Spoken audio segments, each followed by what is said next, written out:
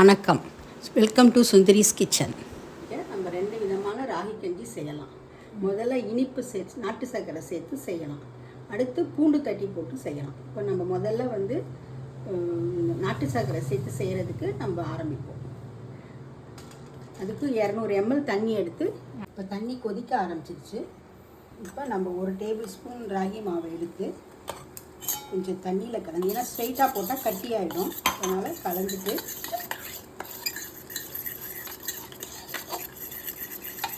இப்போ கொதிக்கிற தண்ணியில் நம்ம சேர்த்துக்கலாம்.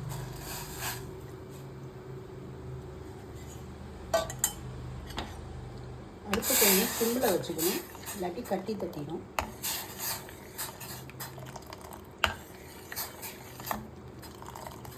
கஞ்சி இப்போ தான் வேக ஆரம்பிச்சிருக்கு. ராகி நல்லா வேகணும், கொஞ்சம் நல்லா கிண்டி ஒரு 2 நிமிஷம் நல்லா கிண்டி வேக விடணும். ராகி நல்லா வெந்துடுச்சு, ராகி மாவு நல்லா வெந்துடுச்சு.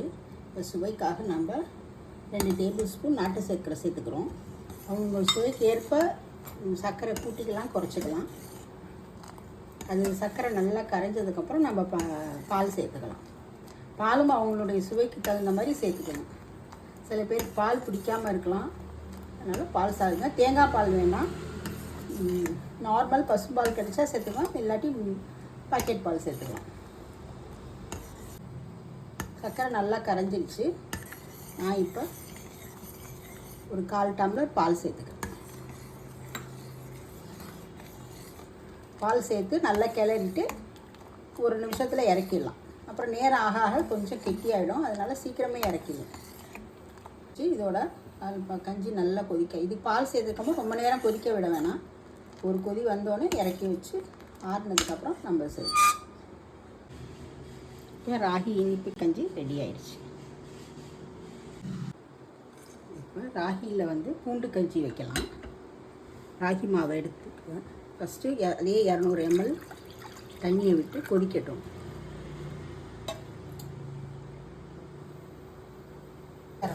நம்ம 1 டேபிள் ஸ்பூன் ராகி மாவு எடுத்து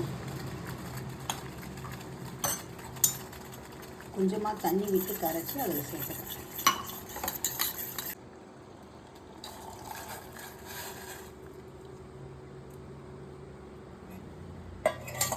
அடுத்த உடனே சிம்மில் வச்சுட்டு பூண்டையும் அதோட சேர்த்துக்கலாம். பூண்டு வேகனால 2 பல் பூண்டு எடுத்து தட்டி இதோடய சேர்த்துக்கலாம். கேழ்வரகோட பூண்டு சேர்க்கறதுனால தாய்ப்பால் அதிகரிக்க ரொம்ப உதவியாக இருக்கும். இப்போ மாவு வெந்துருச்சு, நல்லா பூண்டு நல்லா வெந்து பூண்டு வாசனையோட கஞ்சி கொதிச்சிட்டு இருக்கு.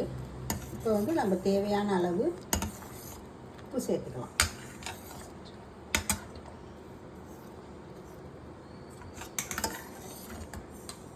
ஒரு கொதி வந்தோன்னா திருப்பி ஒரு 1/4 டம்ளர் பால் சேர்த்துக்கலாம். இப்போ கொஞ்சம் பால் சேர்த்துக்கலாம். பால் அவங்களோட சுவைக்கு தகுந்த மாதிரி எடுத்துக்கோங்க. இது மிகவும் அரிசியில் பூண்டு கஞ்சி செய்வோம், சிறுதானியத்திலையும் செய்வோம். அதே மாதிரி இது ராகியில் செய்கிறது மிகவும் வாசனையாக இருக்கும்.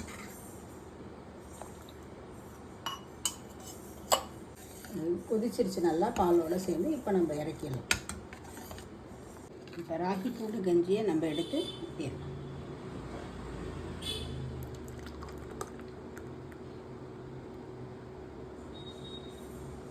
இந்த ராகி இனிப்பு கஞ்சியும் ராகி பூண்டு கஞ்சியும் பாலூட்டும் தாய்மார்களுக்கு மிகவும் உதவியாக இருக்கும்.